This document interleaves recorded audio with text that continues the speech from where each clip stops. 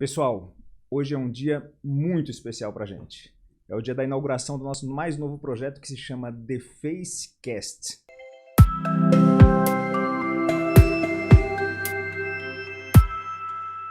É um podcast que nós estamos inaugurando sobre a face. E eu já quero de cara chamar vocês para conhecer o nosso co-apresentador aqui, nosso parceiro nos nossos trabalhos de face, que é o Dr. Diego Coelho. Olá pessoal, tudo jóia? Muito feliz aí por esse primeiro dia de The Facecast, né? E podemos trocar as nossas experiências, passar para o nosso público, o nosso dia a dia, as nossas técnicas, né, Dr. Gessé? E tudo que nós temos feito aí pelos nossos seguidores, nas nossas cirurgias. Então vamos bater um papo aí, falar sobre várias novas tecnologias, novas técnicas, novos assuntos, até muitas vezes polêmicos, e com vários, né, convidados, Dr. Gessé. Com certeza. Então eu queria já de cara aqui apresentar o Dr. Diego. O Dr. Diego, ele é ortodontista, ele é especialista em cirurgia ortognática, ele trabalha com a gente em conjunto em várias cirurgias, ele é o craque dos implantes faciais também, né? A harmonização facial definitiva. E a gente se conhece já há alguns anos, já fez algumas cirurgias em conjunto, algumas não, várias, né? Graças a Deus, muitas cirurgias, sem sucesso. Isso. E a gente se conheceu, Diego, através de uma paciente, na verdade, né? Foi. Que procurou a gente para operar junto. Uma demanda que nós tínhamos, né? Nosso finado Dr. Fabrício, excelente cirurgião bucomaxilofacial, nós éramos parceiros e conheci o Dr. Gessé através dele. Essa paciente, como era o nome dela?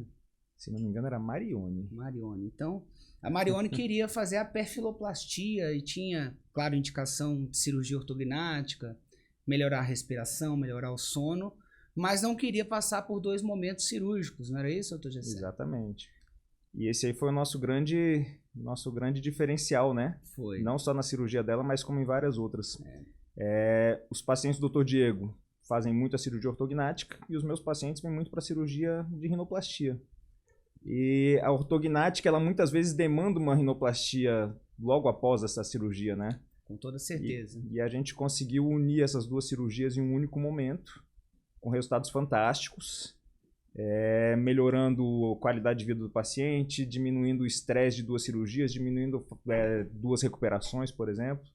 E acabou que a gente só teve ganho com isso, né, Diego? Para os nossos pacientes, principalmente. Sempre foi muito desafiador, né? Nós sempre tentamos conversar com vários colegas da área de otorrino, de rinoplastia, mas sentíamos aí um entrave em fazer a cirurgia no mesmo momento, algum problema com o diagnóstico, com o edema transoperatório, né, um inchaço durante a cirurgia. E o Dr. Gessé, né, fomos estudando as técnicas, sentando, alinhando as nossas condutas, e hoje isso se tornou uma rotina normal dentro da nossa prática. Eu acho que o ponto principal é isso aí que você falou, né? A gente tem que estudar e se adaptar para fazer direito. O fato de existir edema, de existir algumas dificuldades, não quer dizer que a gente tem que simplesmente se acomodar e botar o paciente para fazer uma segunda cirurgia, né? Sim. A gente consegue se adequar àquele momento, consegue ter qualidade mesmo com algumas dificuldades, e a gente traz um resultado fantástico para os pacientes dessa forma. Maravilhoso. Infelizmente, dentro da cirurgia ortognática, tem alguns movimentos que desfavorecem o nariz. Muitos favorecem, né? Nós temos aqui essa parte mais anterior da espinha nasal, um ossinho que se projeta, geralmente ele vem para frente e até traz uma melhora no perfil. Mas quando nós subimos a maxila, esse osso de cima, nós entulhamos tecido, né, doutor Gessé? Exatamente. E muitas vezes aqui a base alar, ela abre um pouquinho, então ter um rinoplasta do calibre do Dr. Gessé junto da cirurgia, já entregar tudo em uma cirurgia só, vamos botar o dedo na ferida, Diego? Vamos colocar. A gente recebe muito paciente pós-ortognática reclamando do nariz. E é lógico, não é culpa do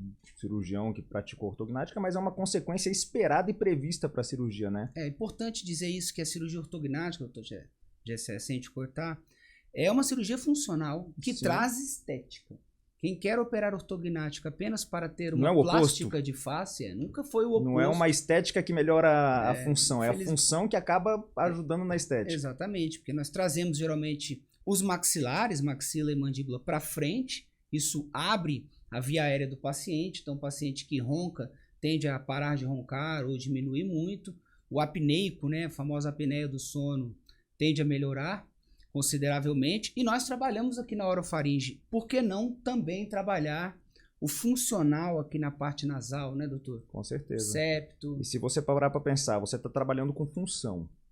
E aí você melhora uma função toda de via aérea aqui, de retrofaringe, melhorando a apneia, mas você obstrui o nariz do paciente. E aí você quer ter um ganho estético também, que você melhora vários aspectos na face do paciente, mas aí você piora o centro da face que está ali no nariz. Então, assim, a união é perfeita, né? A gente consegue melhorar e aperfeiçoar tanto a estética quanto a parte funcional no mesmo momento. E quando nós começamos a fazer isso, foi interessante que a classe, né, ficou bem Até hoje, né, escandalizada com isso. E nós conseguimos, graças a Deus, entregar os resultados, né? Isso que eu acho mais importante, a clínica é soberana, né, doutor Gessé? Então, entregamos os resultados e hoje as pessoas já estão se atentando para esse tipo de prática associada, cada um no seu quadrado, né, doutor Gessé? Sim, com certeza. Principalmente, pessoal, em função da função, porque estética é algo relativo, muitas vezes na cabeça de um ou de outro, mas a função, quem traz no nariz é com certeza o médico otorrinolaringologista. Exatamente. E tem uma parte que a gente também... É um fato que todo mundo conhece, que a gente faz ortognática também, médico também pratica Sim. isso, né? Mas é um diferencial muito grande você ter um dentista que entende de oclusão para fazer essa parte da cirurgia. A gente não precisa de invadir a área do outro, que a gente pode até chamar de nossa também, né? Não precisa dizer que é do outro. Mas se a gente praticar em conjunto com quem tem mais expertise no assunto, todo mundo tem a ganhar, e principalmente o paciente. Quem mais ganha com isso é o paciente. Com certeza. Eu acho muito desafiador, nós que trabalhamos com cirurgia já há muitos anos, essa região do nariz.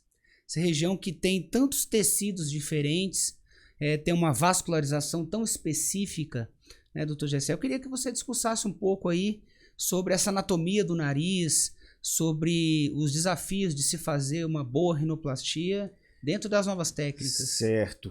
O nariz, Diego, realmente é um órgão que parece muito simples, mas ele é um órgão muito complexo.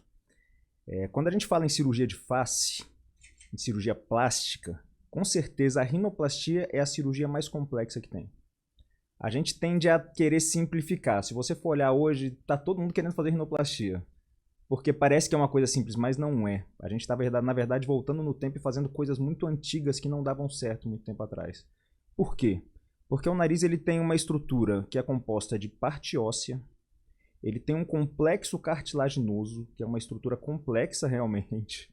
Ele tem um complexo de ligamentos que fazem toda a diferença do mundo para a gente conseguir trabalhar com o nariz, trabalhar com esses ligamentos. Tem um complexo muscular, tem compartimento de gordura, tem pele, tem tecido muito especializado dentro do nariz em relação à função. Então não é tão simples assim você corrigir o nariz. A gente recebe muito paciente perguntando: poxa, doutor, mas eu só queria dar uma empinadinha assim. Para dar uma empinadinha eu tenho que trabalhar em todo esse complexo estrutural que eu te falei agora. Se você mexe numa coisa, acaba mudando outra, né, doutor Gessé? Exatamente. E aí que vem a responsabilidade de você saber que você está trabalhando com algo complexo, que está no centro do rosto do paciente, que você tem que fazer ele ficar bonito, tem que fazer ele não ficar exagerado, tem que fazer ele ficar natural, tem que fazer ele compor com o resto do rosto, ficar harmônico e ainda tem que funcionar. Esse é o grande desafio, né? Entender a expectativa do paciente. Com o que está na nossa mente, o que está na mente do profissional e o que está na mente do paciente, né? Com certeza. Que não fique artificial é um termo um pouco vago dentro da área técnica, né, professor? Sim, e aí além do conhecimento técnico, anatômico, técnica cirúrgica, a gente ainda tem que aliar com toda a tecnologia que a gente tem hoje em dia, né? Então hoje a gente vai desde um planejamento virtual que eu consigo apresentar para o paciente de forma 3D, tudo que eu posso chegar na cirurgia com a ajuda dele, porque ele me ajuda a fazer esse planejamento. Ele vai me falar: não, doutor, eu quero empinar um pouquinho mais, quero um pouquinho menos. Ele é corresponsável pelo resultado Exatamente. final. Aí a gente consegue fazer isso aqui que a gente trouxe para mostrar para vocês, que é... Mostra ele lá na câmera, doutor. Tá aqui, dá para ver? Isso aqui é um pré-operatório de um paciente. Isso é uma foto real, tá? Uma foto 3D, impressa numa impressora 3D. E a gente planejou com o paciente esse resultado aqui junto. Então o paciente consegue ver de uma forma muito nítida o que ele espera para a cirurgia, o que ele pode esperar para a cirurgia. E esse planejamento ajuda de alguma forma na execução da cirurgia também? Demais, pelo seguinte, porque eu tiro todas as medidas desse nariz e transfiro para a cirurgia. A gente tem equipamentos hoje, tem tecnologia que eu consigo falar assim, ó, esse nariz aqui aumentou a projeção dele da ponta em 2 milímetros, ele diminuiu a giba aqui em 2 milímetros, ele rodou o nariz em tantos milímetros e eu consigo medir isso na cirurgia. E realmente essa precisão milimétrica, ela fica É muito grande, com certeza. É lógico, o nariz ele sempre se adapta um pouquinho, né? Depende muito da característica do paciente. Por exemplo, um paciente que tem a pele mais grossa, que tem a cartilagem mais frágil, mais fraca, ele sempre vai tender a querer perder um pouco de rotação. Rotação é o tanto que a ponta vem para cima, e um pouco de projeção, que é o tanto que ela vai para frente. Então, eu já sabendo dessas características, eu trabalhar na cirurgia exagerando um pouquinho, tanto na rotação quanto na projeção, porque eu sei que ele vai perder um pouco. E no final ele vai chegar no resultado que a gente planejou. Esse é o início da pergunta, né? Como saber a consistência? Isso é vivência, né, doutor? Não tem livro. Outro jeito, não está em livro, você não aprende isso em curso. Você vai aprender isso botando a mão no paciente, operando e vendo seu resultado no pós-operatório. Porque a técnica cirúrgica ela é muito individual. Cada um tem uma técnica cirúrgica. Lógico, todo mundo conhece o que os outros fazem, todo mundo conhece todas as técnicas, mas você dá o seu toque pessoal. Certo. Você decide aquele pontinho que você vai fazer, você decide aquela cortadinha na cartilagem que você vai fazer, esticar, colocar ali, e você sabe o que aquilo vai gerar a médio, curto e longo prazo. Entendeu? Entendi. Doutor Gessé, é um assunto muito polêmico aí, e eu gostaria de nós discursarmos aí um pouco, desmembrarmos um pouco esse assunto, enxerto de costela.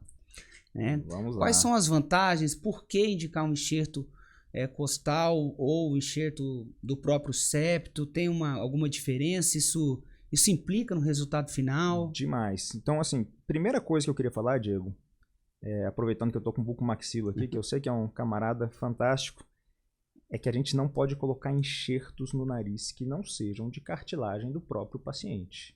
Isso já deu muito problema Isso por já aí. deu muito problema e continua dando. Então, se te oferecerem um dia, vamos botar um silicone aqui no nariz, vamos botar uma prótesezinha de não sei o que, de qualquer material que seja. Polietileno, foge disso, foge porque é furada. Tá? Não fica estável, né, doutor? Não só não fica estável, mas o risco de complicação é praticamente 100%, Diego. Existe uma frase no nosso meio, que a gente até escuta muito em congresso, que é o seguinte: se você colocou qualquer coisa no seu nariz que não seja uma cartilagem do próprio corpo, esteja preparado porque você vai tirar um dia. Seja mais cedo ou mais tarde, ela vai precisar de ser removida. Por quê? Porque ela vai complicar. O que é o complicar? Vai perder forma, ela vai infeccionar, ela vai necrosar, ela vai extruir. Extruir é abrir um buraco na pele e sair para fora. Isso vai acontecer mais cedo ou mais tarde. Então, assim, voltando na sua pergunta, por que cartilagem de costela? Porque ela é um tecido do seu próprio corpo, que o seu nariz não vai rejeitar, que ele vai conseguir fazer tudo o que a gente precisa de fazer. É uma fonte grande de cartilagem, em volume, em quantidade e qualidade, e a gente consegue fazer tudo o que a gente precisa com ela. Maravilha. Agora, por que usar enxerto? Né? Todo mundo pergunta, por que eu vou usar um enxerto no nariz? Preciso de usar enxerto? Sim, todo mundo precisa de usar enxerto no nariz. Fez hemoplastia, tem que ter enxerto no nariz. Por quê? Sempre que a gente vai mudar a forma do nariz, trabalhar com as cartilagens, a gente acaba manipulando essas cartilagens e ela acaba perdendo um pouco da sua força. Tá? Por mais que você estruture ela, deixe no formato bonitinho, tudo que você quer, ela vai perder um pouquinho da sua força. Então você precisa de reforçar um pouco essa cartilagem. Você precisa de botar cartilagens estruturais para dar uma força para esse nariz ficar na posição que você quer. E você precisa de fixar essas cartilagens muito bem. Tem vários segredos aí, né? Sim. Não é uma coisa tão simples. Então existe uma grande diferença entre a cartilagem da parte posterior do septo com a cartilagem costal. Existe, com certeza. Se você me perguntar qual que eu prefiro, a do septo. É mesmo? A do É septo. melhor para manipular? A do septo, se ela for boa, ela é melhor. Eu tinha essa dúvida, Vamos lá, então. Pensava que sempre a costal ia Quando ser que a superior. cartilagem do septo ela é boa? Quando eu tenho uma quantidade adequada de cartilagem no septo. A cartilagem do septo ela varia na sua quantidade, né? Ela pode ter mais ou menos cartilagem. Sim. Quando ela tem uma quantidade suficiente para fazer a cirurgia, quando ela tem uma espessura adequada para a cirurgia, quando ela não é muito frágil, muito quebradiça, muito mole, tem uma cartilagem que você pega que parece papel, você faz assim, não serve para nada em relação à cirurgia. Abort mission. Exatamente. Então, quando tem uma cartilagem do septo boa, ela é fantástica, a consistência dela é perfeita pro nariz, Deus criou ela para estar no nariz ali, ela é a melhor que tem pro nariz. Agora, quando eu não tenho essa cartilagem, seja por ela ser ruim, seja por ela ser fraca, seja por ela estar quebrada, seja por ela ter feito uma cirurgia prévia, fez uma septoplastia e tirou essa cartilagem, ou fez uma rinoplastia e já usou, aí sem dúvida a melhor de todas é a cartilagem da costela. Vamos tirar o medo do paciente, né, Diego? Os pacientes eles reclamam muito, mas doutor, vai fazer uma cicatriz aqui em mim, não é perigoso tá ali nessa região da costela, então, removendo? Vamos lá. Isso não vai me fazer falta, esse pedaço de costela também? Primeira coisa, esses medos aí são assim, todo dia eu escutando isso aí no consultório. Corte na costela existe? Existe. É um corte de 1,5 cm a 2 centímetros. Um corte pequenininho. Onde que ele fica? Provavelmente a grande maioria dos nossos ouvintes já viu um corte de prótese de mama, que fica ali no suco da mama. É no mesmo lugar do corte da prótese de mama. Só que o corte da prótese geralmente é maiorzinho, o nosso é menorzinho, 1,5 cm, 2 centímetros. A gente tira normalmente uma porção de aproximadamente 4 centímetros da cartilagem da costela. Quando o paciente coloca a mão aqui no lugar onde foi tirada, ele não sente a falha na costela, não fica um buraco, não fica faltando nada. Ele só vai ter uma cicatriz visualmente ali, que está escondidinha, que se esconde no biquíni, esconde no sutiã, esconde até com o próprio peso da mama. Sim. Mas nada além disso. Risco existe? Toda cirurgia tem risco. O risco é grande? Não, o risco é mínimo. É uma cirurgia rápida, uma cirurgia pouco invasiva, mas que ela me traz um benefício absurdo, que é ter uma quantidade grande de cartilagem que me dá liberdade para fazer praticamente o que eu quiser com o nariz. Então, entendeu? Por favor, não ria, mas os nossos ouvintes querem saber, tem que ser anestesia geral. Tem que estar em um hospital para fazer esse tipo de procedimento. Eu só faço rinoplastia em ambiente hospitalar, com anestesia geral. Por quê? Porque me dá mais segurança, me dá mais conforto para mim, e dá mais conforto para o paciente também. E dá mais segurança para o paciente também. Porque eles ficam, às vezes, com receio. Vai entubar. Agora, fala um pouco sobre isso. Tem muita gente que faz isso daí em consultório, com sedação? Tem. Eu não estou falando de dentista, não. Estou falando de médico também, tá? Tem. Eu tenho colegas que operam 4 pacientes por dia com sedação no consultório sozinho, sem mais ninguém. É o correto? Eu não gosto dessa prática. Sim. Não vou criticar, não vou dizer que está errado, mas eu gosto de trazer uma qualidade de medicina um pouco diferenciada dessa. Eu não quero fazer uma cirurgia correndo, eu não quero fazer uma cirurgia estressando, eu não quero fazer uma cirurgia com o paciente incomodado, mexendo a cabeça, sofrendo. Paciente reativo, o sangue, né? A hemostasia. Exatamente. Então, acho que o nariz é muito vascularizado, né, doutor? É uma cirurgia que é o sonho da vida da pessoa, né? A pessoa está entregando o rosto dela na sua mão para você mudar tudo que você precisa, confiou em você plenamente. Então, assim, o mínimo que a gente tem que fazer é dar o máximo de segurança que for possível, o máximo de conforto que for possível e entregar o resultado melhor possível. Então, assim, dá para fazer? É possível fazer com local de sedação? É possível, não vou mentir, é possível. Agora é melhor? Na minha opinião, não é, de jeito nenhum. E ainda dentro desse assunto, é possível pedir essa cirurgia pelo plano de saúde? Sempre. O que acontece? Como a gente falou muito aqui de nariz, em relação à função, o nariz ele é um órgão funcional, o nariz respira, tá? Ele tem motivos de estar ali, ele fluidifica o ar, ele umidifica, ele aquece, ele dá fluxo para o ar, ele tem função, tá? Então, sempre que a gente vai operar um nariz, a gente está trabalhando na função dele também. Aí o paciente tem um desvio de septo, quase sempre tem uma hipertrofia de cornetos, tem alguma sinusite, tem qualquer coisa, e tudo isso vai para o convênio. O convênio tem que cobrir a parte funcional. Sim. Agora, o convênio tem que cobrir a parte estética de jeito nenhum e não cobre. O que a gente faz é utilizar o mesmo momento para fazer uma parte estética. Lógico, tem uma cobrança hospitalar, anestésica, tudo isso é por fora da parte estética em relação ao do convênio. Sim, mas sempre numa rinoplastia será trabalhado também a parte funcional. Mas sempre, absolutamente sempre, e a gente sempre que o paciente tem um plano de saúde, a gente consegue pedir isso pelo plano de saúde. Isso aí reduz custo de cirurgia, com certeza. Interessante. Professor, explica pra gente um pouquinho sobre rino primária e rino secundária. Vamos lá. Essa dúvida aí que já tá... Primária é quando o paciente nunca operou o nariz. Essa é a primeira vez. Hoje tá ficando difícil encontrar paciente de rino primária, sabia? Tá, todo mundo já mexeu no nariz quando chega lá. Secundária são todas as outras. O paciente operou 2, 3, 4, 5, 6 vezes, a gente chama de secundária. Muita gente gosta de chamar de terciária, quaternária, quinternária, e aí vai, e aí por diante. Mas teoricamente é primária e secundária. Primária já operou uma vez, ou primária nunca operou, secundária já operou alguma vez. Doutor Gessé, qual que é o nariz mais difícil? É aquele que tem a giba grande ou é o nariz, alguma coisa relacionada à pele? Posso ser maldoso, Diego? Maldoso, vai, manda brasa. O nariz mais difícil é o nariz que foi mal operado a primeira vez. Eita. É a secundária que foi a primária mal feita. Rinoplastia secundária, não tem nenhum médico no mundo, seja o astro das galáxias dos médicos, ele sempre vai ter reoperação dele. É considerado uma taxa normal para um médico, um cirurgião de nariz, ter aproximadamente 10% de reoperação. Tá? É baixo, né? Mas quando você pega um paciente que você operou ou que algum outro colega fez uma cirurgia muito bem feita e você reopera, a cirurgia é tranquila. Você corrige detalhes, você vai bem. Agora, quando a cirurgia está mal feita, é muito mais complexo. O que eu quero dizer com mal feita? Você tem um plano de dissecção no nariz. Você tem várias camadas, numa espessura de 2 milímetros de pele ali, você tem várias camadinhas. Se você entra numa camada certinha daquelas ali para dissecar o nariz não sangra, o nariz incha muito pouco, o nariz recupera muito rápido. Só que se você não faz isso, você enfia uma tesourona lá de qualquer jeito e vai abrindo, você destrói todas as camadas, você acaba com o nariz, os tecidos moles do nariz.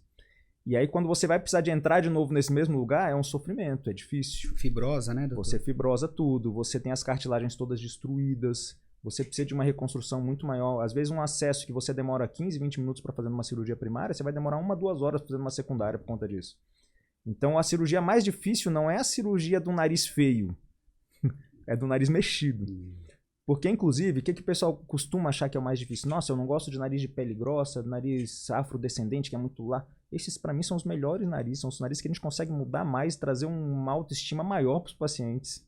Eu adoro operar o que a gente chama de nariz negroide, né? Não é nenhum tipo de preconceito, é um nome técnico mesmo. Sim, claro. É um nariz de afrodescendente. Eu adoro operar esse nariz, porque é um nariz que a gente tira costelas e resolve a vida do paciente com aquilo ali. E a gente ouve falar que é o mais desafiador. Geralmente, né? Sim. Realmente, não é... Se você for olhar, tirar uma gibazinha de uma paciente, que é aquela princesinha, que é aquele narizinho de Barbie, assim, a giba é aqui, né? Esse giba é o calombinho aqui. Okay.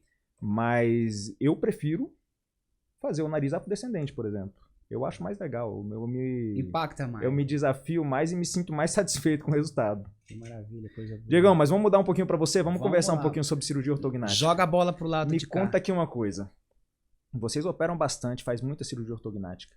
O que são as principais indicações? O que o paciente que vai atrás de você procura? O que ele quer? Eu sou suspeito para falar, né, doutor? Eu sou um verdadeiro apaixonado pelo procedimento ortocirúrgico. Primeiro é falar isso. Por que ortocirúrgico? Porque tem a ver com os dentes e tem a ver com o osso. Então, muito dificilmente uma cirurgia ortognática não passará por uma boa ortodontia. Afinal, está tudo interligado. Ela tem que usar aparelho antes, não tem que usar? Como é que é essa... Olha só, eu vou te contar uma coisa. O que eu já te contei? A minha residência eu fiz várias cirurgias ortognáticas, só que isso já faz 20 anos. E eu sei que a cirurgia daquele tempo não tem nada a ver com o que a cirurgia hoje. Mudou muita coisa. Naquele tempo o camarada tinha que ficar 3, 4 anos usando um aparelho antes para fazer uma ortognática. É assim ainda? Mudou? Como é que tá? Isso mudou demais. Graças à tomografia e os novos softwares, nós conseguimos planejar milimetricamente esses movimentos em todos os planos do espaço. Horizontal, vertical, o que nós chamamos de cante, que é o sorriso torto, mais baixo de um lado ou de outro, plano oclusal, enfim, vários outros. Então, nós conseguimos realmente prever antecipadamente a parte esquelética em quase que 100%. Por que eu digo quase 100%? Porque o tecido mole ele não acompanha totalmente esse tecido esquelético, mas a previsão é muito próxima. Chega muito perto, né? E a cirurgia ortognática, ela é sim uma cirurgia funcional. Cirurgia para melhorar a respiração, e melhora mesmo. Consequentemente, melhora a fala, consequentemente, melhora a mastigação. Nós estamos há 15 anos trabalhando com isso aí e eu sou um paciente operado. Primeira coisa, vejo um profissional, olha, sem preconceito. Não quero Doutor Fabrício? Doutor Fabrício me operou, muita honra. Eu não quero ir a um nutricionista gordo. Eu quero que a pessoa seja apaixonada pelo procedimento e que, se for indicado, claro, né, que admire o procedimento. Então, eu digo que é uma cirurgia que não dói. Tem recuperação tranquila. A recuperação é boa. Existe inchaço, onde mexe, onde corta, onde a anestesia incha. Nós temos várias maneiras de contornar isso aí, controlar corticoides, reposições vitamínicas, micronutrientes. Até a dieta do paciente, professor, ela é observada. E nós também trabalhamos com aparelho. Nós estamos aqui nos nossos bastidores com a nossa nutricionista, né, Diego? Tá ali, ó. Tá ali ouvindo a gente. Prazer, ela faz né? uma orientação para todos os pacientes pós-operatório, dieta, tudo isso aí faz muita diferença na recuperação. Mas vamos lá.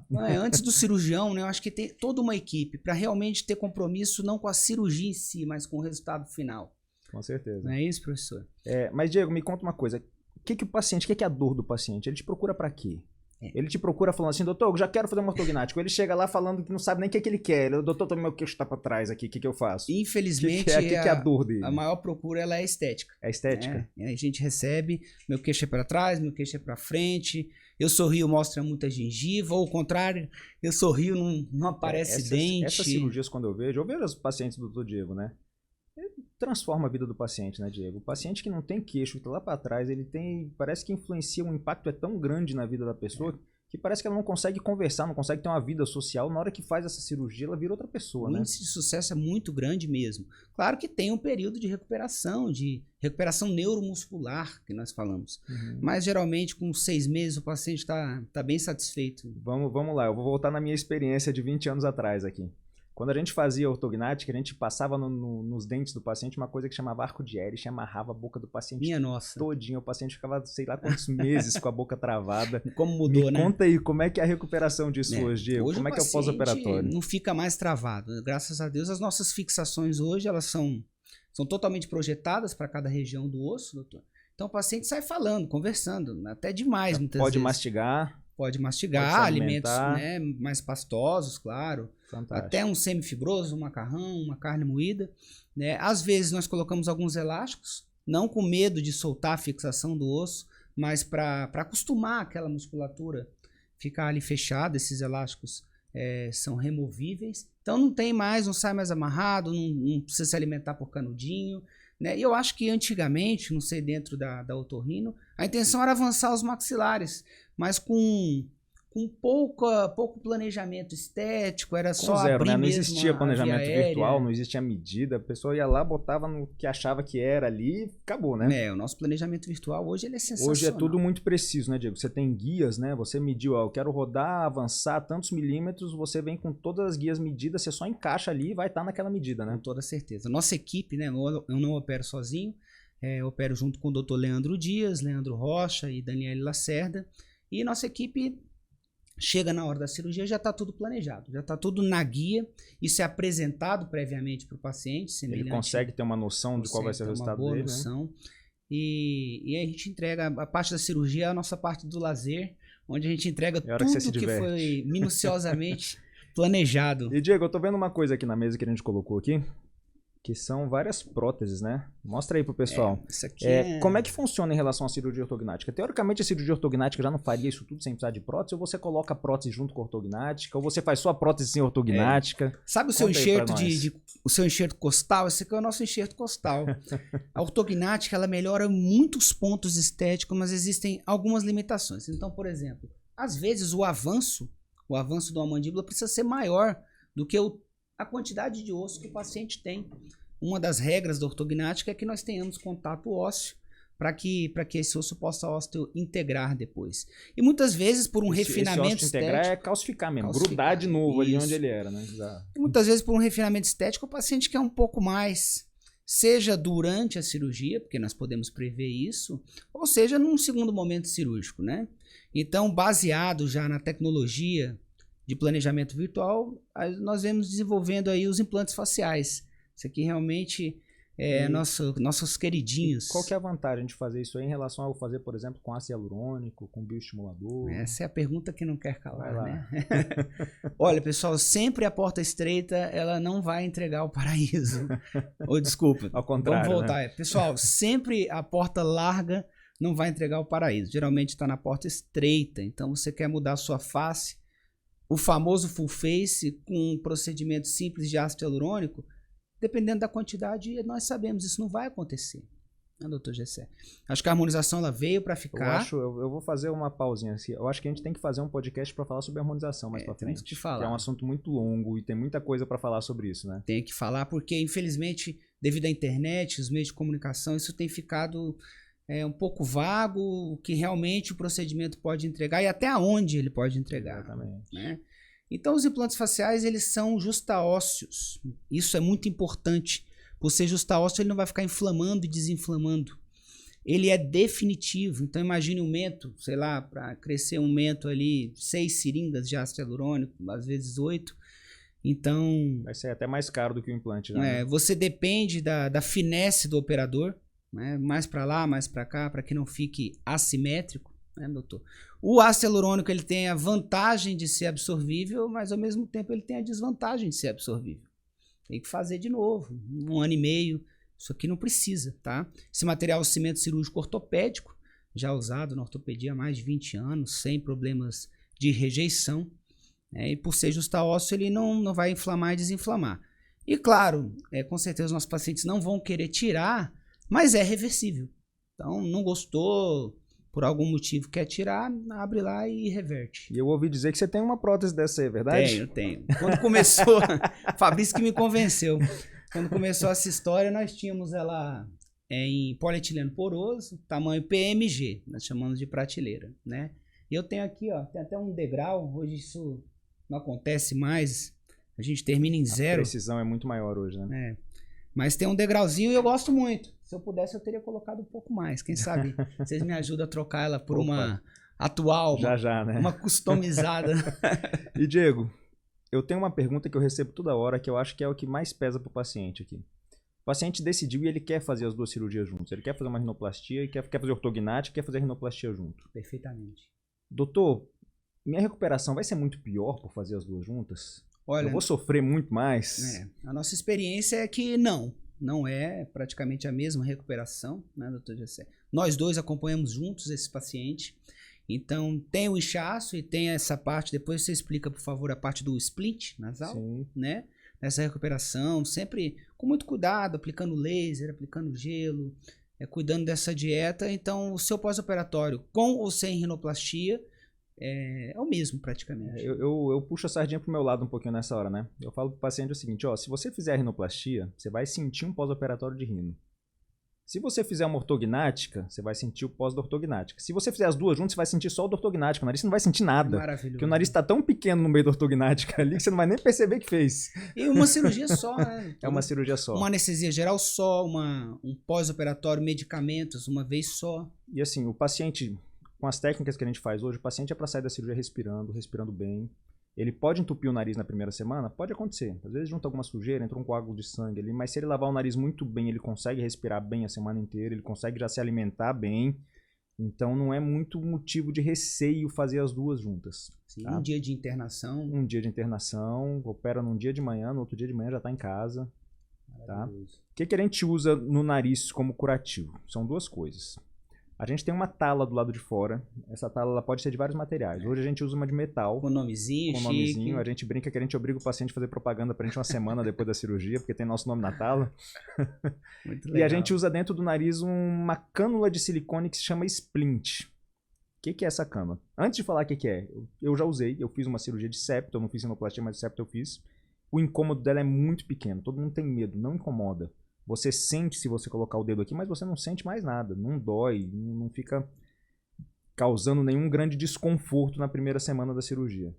Mas essa cânula serve para você conseguir respirar por dentro dela. Ela serve para a cicatrização do nariz ficar melhor, para não colar a cicatriz de um jeito que você não quer. Serve para segurar o nariz reto depois da cirurgia. Serve para prevenir hematomas depois da cirurgia. Então ela tem várias funções. Dói ali na hora de tirar esse splint? Ela dá um incômodo de 2 segundos. É o tempo que dói, que demora para tirar. Você puxa ela, demora 2 segundos para sair, dá um incômodo na hora que ela tá saindo, mas não chega a ser dor. É lógico que cada paciente tem um limiar de dor diferente, né? Tem paciente que fala que nem sentiu saindo, tem paciente que fala que acha que vai morrer naquele momento. Mas no geral não é um incômodo. Isso eu falo porque eu senti, eu tirei o meu. Eu mesmo tirei o meu, tá? Eu cortei meu pontinho aqui e puxei minha cama. Tranquilo. Então, Gessé, que eu ia perguntar mesmo? E vamos só falar. Cirurgias faciais. Assim, vamos só falar um pouquinho, continuando de pós-operatório, de curativo. Não tem curativo na ortognática, né? A gente faz taping no rosto, mas não tem nada de muito complexo de curativo, de retirada de ponto e tudo mais. Né? Todos os nossos pontos são dentro da boca. Né? Vou ter algum corte fora? Absolutamente nenhum. São pontos que nós chamamos de absorvíveis, então ali no máximo 60 dias já praticamente não dá para ver. Temos que só tomar cuidado com a higiene realmente, o bochecho com água oxigenada, gostamos muito. E é bem tranquilo, essa parte de sutura dentro da ortognática, ela praticamente inexiste. Quase nada, né? Em relação ao resultado, Diego, a gente sabe que tem um período de inchaço, de adaptação dos tecidos ali. Quando que o paciente vai ver assim, pronto, esse aqui é o resultado final da minha cirurgia? Uma excelente pergunta. Isso é gradual, né? Então a gente brinca que a primeira semana é a semana do arrependimento, a segunda da aceitação e a terceira é a semana da indicação. Então com 3 semanas o paciente já reduziu ali o edema em pelo menos 60%, né? Então o edema a gente fala o inchaço. E depois essa recuperação neuromuscular ela vem gradual, tanto para que os músculos possam voltar à sua inserção, e o paciente passe a ter uma dinâmica facial melhor, e quanto à parestesia. Desculpa.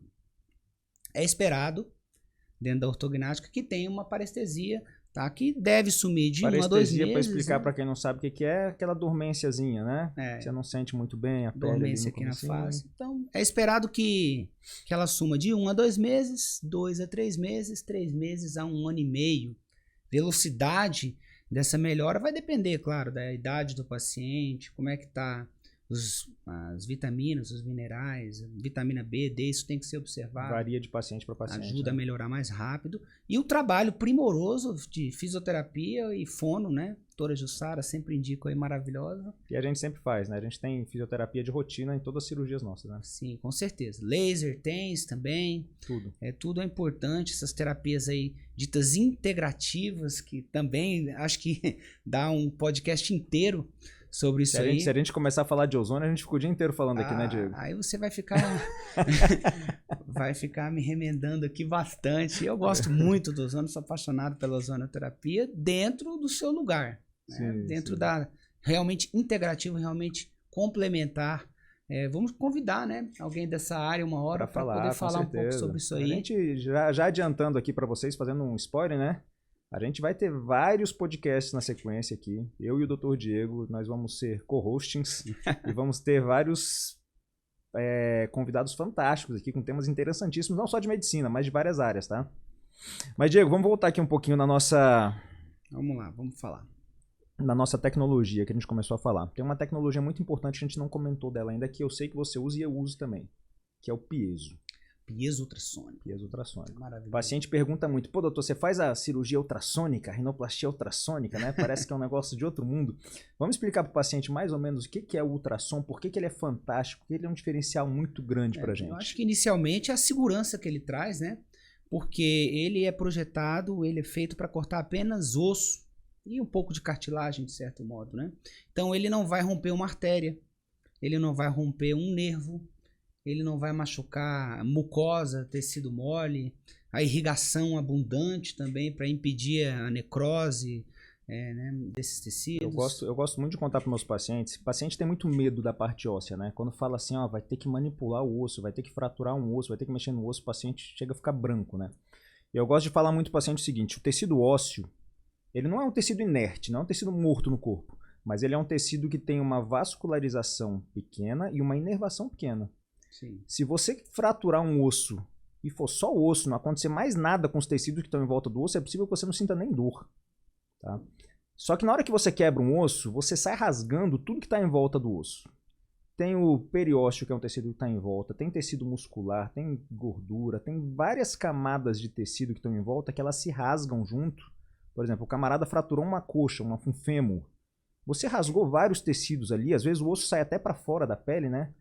E isso causa uma dor, um inchaço, um incômodo, que é o que o paciente acaba associando com o osso, mas não é o osso o problema. Então, o osso não dói.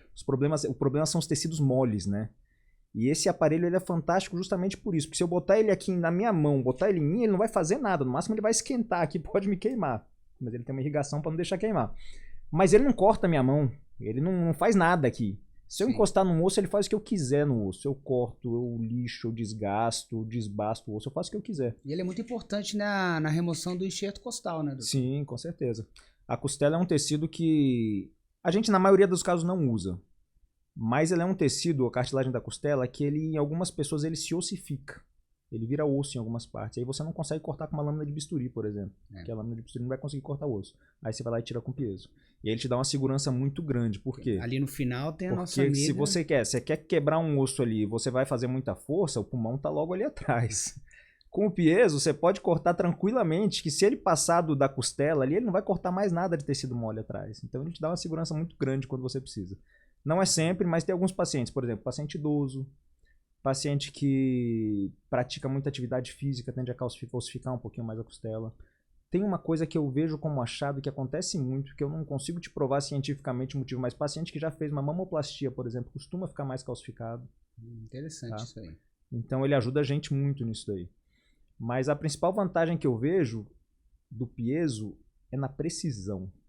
Eu não sei se pro seu caso é assim também. Com toda certeza. A famosa OT12, a nossa queridinha. Exatamente. Tão fininho. Eu costumo brincar pros pacientes que assim, você pode cortar um tronco de uma árvore com um machado, sair arrebentando ele todo ali, você tem a imagem daquela quebrada de machado na sua cabeça que sai saindo espícula de madeira para tudo que é lado, ou você pode passar a serra elétrica ali e você tem um corte exatamente no formato que você quer, com a precisão que você quer. É isso que a gente tem com o piezo. Então 100% das renoplastias são feitas com 100% com piezo. A gente não... E da ortognática com certeza também, né? É sensacional, a precisão é sensacional. A gente tem um problema que não tem na rinoplastia, Diego, que eu sei que vocês têm na ortognática, que é a osteonecrose, que é o osso sofrer no lugar onde foi feitas as fraturas, né? Sim, nós temos que tomar todo cuidado, principalmente com a irrigação, para que isso não aconteça. Acho que tão importante quanto saber operar, tão importante quanto ter vários casos, é saber corrigir intercorrências. Intercorrências podem acontecer de outros colegas ou até nossas, então escolha um profissional que saiba resolver. Que saiba te dar a mão, que independente do seu paciente... o camarada que sabe refazer, ele sabe fazer também. Agora, nem sempre o que sabe fazer, sabe refazer. Isso é muito importante.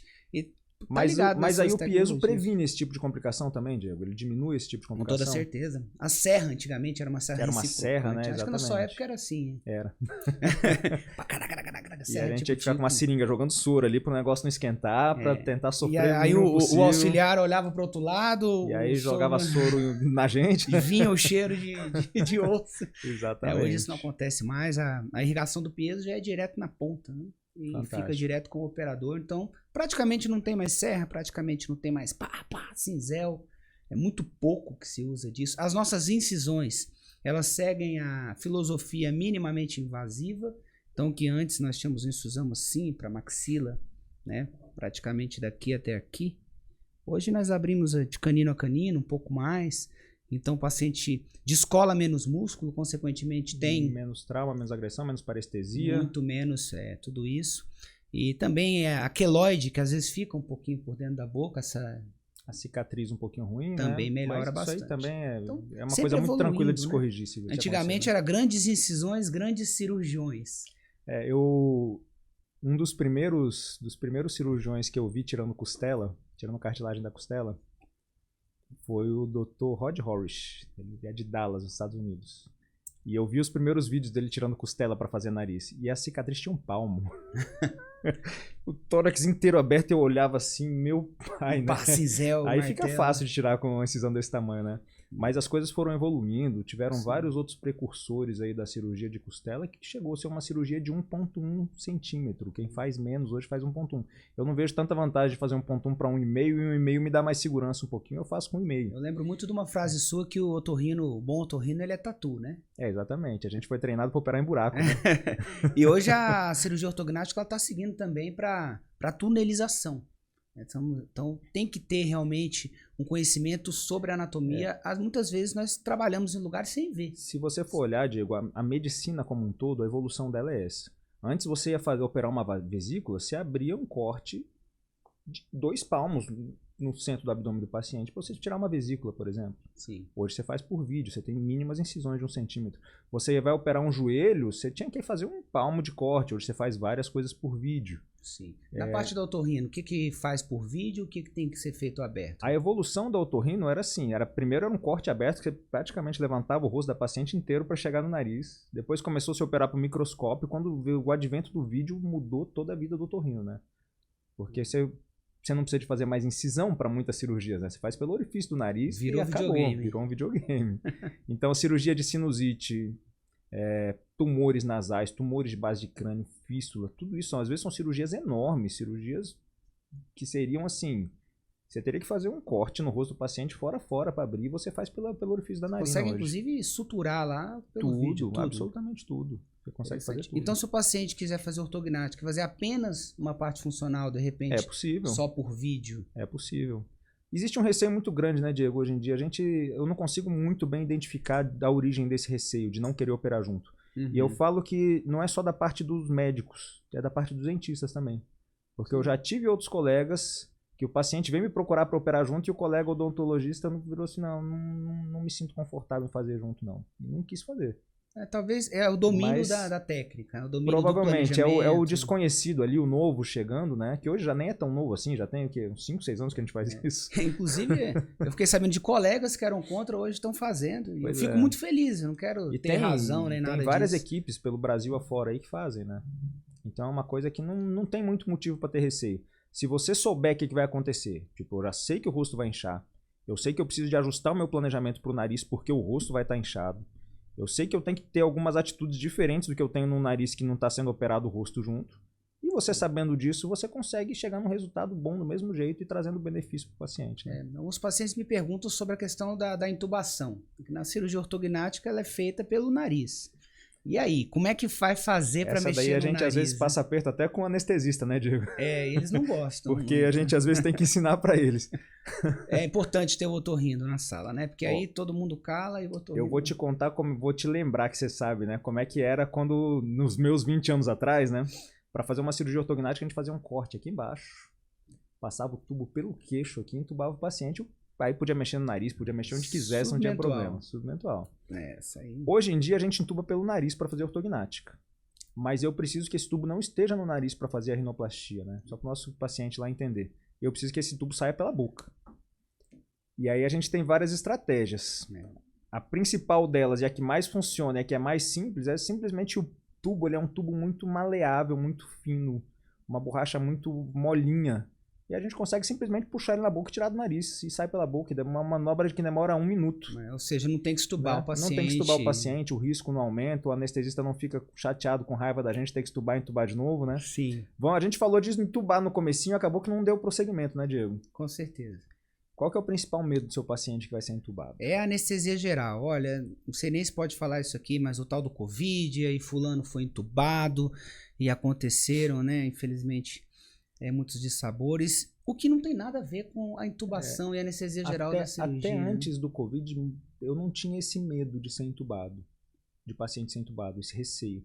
Só que se popularizou de um jeito ruim a intubação, o conhecimento da intubação se popularizou de um jeito ruim, porque o paciente chegava grave no hospital, chegava com uma insuficiência respiratória, com o pulmão colapsando, um paciente gravíssimo, ele precisava de ser entubado para tentar salvar a vida desse paciente, no paciente grave. E aí o paciente, o acompanhante, entendia assim, não, entubar é o que vai acabar de levar meu querido ao óbito ali, né? Que vai complicar a vida dele, mas não é. É totalmente diferente. É totalmente diferente de uma intubação de cirurgia. A anestesia geral é uma segurança sensacional, né? O anestesista, ele tá vendo ali a pressão arterial, então ele consegue fazer uma hipotensão induzida, diminuir. Se o cirurgião tem uma sinergia boa com o anestesista, tá sangrando pouco, o anestesista consegue trabalhar. Não vai ver nada, não vai lembrar de nada. Não vai sentir, não vai lembrar. E assim, a experiência, não sei se você passou por anestesia geral e eu também. Já. A experiência é até boa quando é bem feita, né, Diego? Sono sem gostoso. sonho. É gostoso, você não quer nem acordar, você me deixa dormir, né? Não pode só sedar, mas às vezes sedar, o paciente reage um pouco. Eu costumo dizer, e se você perguntar para qualquer anestesista, ele vai concordar comigo, que a sedação é mais perigosa que a anestesia geral. Sim. A dose da sedação não é uma dose precisa para todo mundo. Então, um paciente com uma dose baixa, ele pode aprofundar e ter uma parada cardíaca. Um paciente com uma dose alta, às vezes está lá acordado conversando com você. O paciente que está com uma dose baixa, que está lá acordado, que não quer dormir, daqui a pouco pode afundar de vez. Mais gordinho, mais cinzinho. Tem vários fatores ali que são de controle muito mais difícil numa sedação. E você está mexendo em via aérea. Via aérea tem sangue onde a gente está mexendo. E o paciente não pode aspirar esse sangue não pode para o pulmão. Então, assim, e quando o paciente está acordado, sem uma intubação, ele perdeu essa proteção. Ele pode aspirar esse sangue, isso é grave. Então a anestesia geral com certeza é muito mais segura para mexer em via aérea do que uma sedação. Isso aí não tenha dúvida nenhuma. Tem até o BIS, né? Eu falo isso muito para os nossos pacientes, um monitor neural, onde diz se o paciente está superficial ou se ele está profundo demais. Hoje a bombas. Isso aí tira um outro medo, né, Diego? Porque o paciente pergunta assim, mas doutor, meu medo é acordar e não conseguir me mexer, não conseguir falar e tá sentindo dor e tá consciente. Tem um filme, né, que fala disso aí? Tem. O BIS ele serve para isso, né? O BIS ele vai mostrar para o anestesista ali o nível de consciência do paciente, a profundidade do sono dele. E se o paciente estiver dormindo naquele sono profundo lá da anestesia geral e começar a querer despertar qualquer coisa, o BIS começa a fazer barulho e não deixa ele acordar. Ele vai lá e aprofunda de novo. Com isso daí reduz muito a chance do paciente ter esse tipo de inconveniente, que já era muito difícil de ter, já era muito raro, né? Mas hoje é praticamente zero. Então é full hospital, né, doutor? Tem que ser no hospital. Com certeza, não tem porquê. Não tem porquê fazer em um local que não seja hospital. Agora a gente fala assim, hospital, a gente opera muito em pequenos hospitais também, que são especializados em cirurgia plástica. Tá? Tem toda a estrutura de hospital, tem toda a segurança de hospital, tem tudo que a gente precisa. Não é num consultório. Mas é anestesia geral. Anestesia geral, com anestesista, exatamente igual num hospital de grande porte. Sim, caso o paciente não tenha convênio, ele pode estar contratando. Optar por um desse aí que o custo vai ser mais baixo, mantendo a qualidade e a segurança. Pessoal, nós estamos chegando ao fim do nosso primeiro podcast. Foi uma conversa excelente com o Dr. Diego, fantástico aqui com a gente, falando sobre ortognática e rinoplastia. A gente vai ter vários outros podcasts, a gente vai ter vários outros convidados e eu quero convidar vocês para o seguinte. Se você tem algum assunto que você quer ouvir aqui no podcast, manda pra gente. Se você tem algum convidado que você quer que a gente converse com ele aqui, que chame ele, fala com a gente. A gente já teve uma ideia durante o primeiro podcast aqui que foi falar sobre harmonização no próximo. A gente não sabe ainda quem vai ser o convidado. Se vocês quiserem alguém em especial, manda pra gente, segue a página do Dr. Diego, curte a gente. E esse podcast vai ser lançado nos próximos dias, se não me engano, em 1 ou 2 dias, no YouTube, e vai estar na íntegra para vocês lá. Diego, suas últimas palavras. Muito legal aqui a nossa conversa, nosso bate-papo. Para mim é uma honra estar compondo aqui com esse projeto maravilhoso do Dr. Gessé. Nós já temos uma amizade, uma parceria de muitos anos, inclusive no tênis, né, Dr. Gessé? Opa, eu apanho dele no tênis toda vez. E o intuito é informar, o intuito é conversar como se estivéssemos conversando numa primeira consulta com os pacientes. Eu sei que colegas também, vários temas a serem discutidos e podemos acrescentar nas nossas áreas aí como um todo, né, professor? Com certeza. Muito obrigado pela audiência Pela audiência de vocês, obrigado pela presença aí. E a gente tá junto até o próximo podcast. Vamos lá.